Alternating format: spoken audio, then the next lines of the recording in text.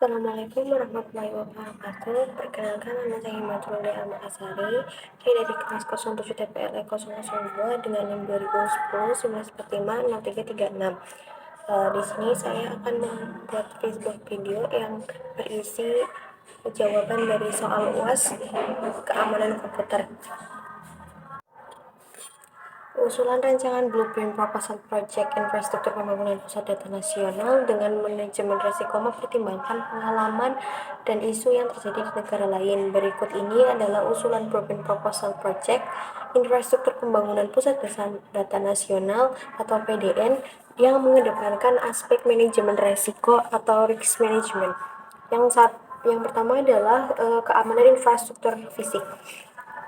Terdapat beberapa aspek dalam keamanan infrastruktur fisik ini. Yang pertama adalah lokasi dan bangunan. Pada aspek lokasi ini, kami memilih lokasi yang terpencil dengan akses terbatas dan terjaga dengan ketat sedangkan pada aspek bangunan ini membutuhkan struktur bangunan yang tahan terhadap api dan air serta dilengkapi dengan CCTV yang bekerja selama 24 jam penuh. Yang kedua adalah jaringan listrik. Jaringan listrik ini kami menggunakan sebuah sumber daya listrik cadangan ganda, yaitu dan generator diesel untuk memastikan keberlangsungan operasinya. Selanjutnya adalah menerapkan kontrol akses fisik yang ketat untuk media penyimpanan data, termasuk menggunakan autentikasi, biometrik, dan enkripsi. Soal nomor 2 adalah bagaimana contoh keamanan infrastruktur dari non-fisik. Terdapat 4 hal dalam keamanan infrastruktur non-fisik ini. Yang pertama adalah menerapkan firewall generasi terbaru, sistem deteksi intrusi atau IDS, dan sistem pencegahan intrusi untuk melindungi jaringan dari serangan cyber. Yang kedua adalah melakukan enkripsi data pengguna. Yang ketiga adalah kontrol akses pengguna maupun pengontrolnya. Yang keempat adalah melakukan backup data secara teratur dan maintenance secara teratur.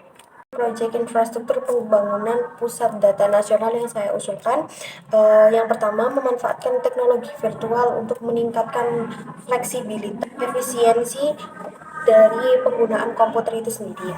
Yang kedua adalah menggunakan cloud computing. Dan yang ketiga adalah menggunakan solusi open source untuk meningkatkan transparansi keamanan. Dan yang terakhir adalah rencana integrasi sistem yang terintegrasi dengan keamanan seperti firewall.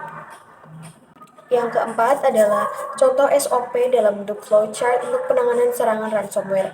Di sini saya sudah mempunyai beberapa flowchart, yaitu yang pertama adalah terjadinya serangan ransomware, kemudian setelah terjadi serangan tersebut kita akan mengidentifikasi masalah utama dari serangan itu apa. Yang ketiga adalah isolasi sistem yang terinfeksi dengan ransomware. Yang keempat adalah melakukan backup data, dan yang kelima melakukan recovery datanya. Yang keenam adalah melakukan pembersihan sistem yang terinfeksi dari ransomware itu untuk menghilangkan sisa-sisa virus dari si ransomware ini. Yang ketujuh adalah maintenance, dan yang terakhir adalah dokumentasi dari proses penanganan dari ransomware ini. Baik, cukup sekian yang dapat saya sampaikan. Kurang lebihnya mohon maaf. Wassalamualaikum warahmatullahi wabarakatuh.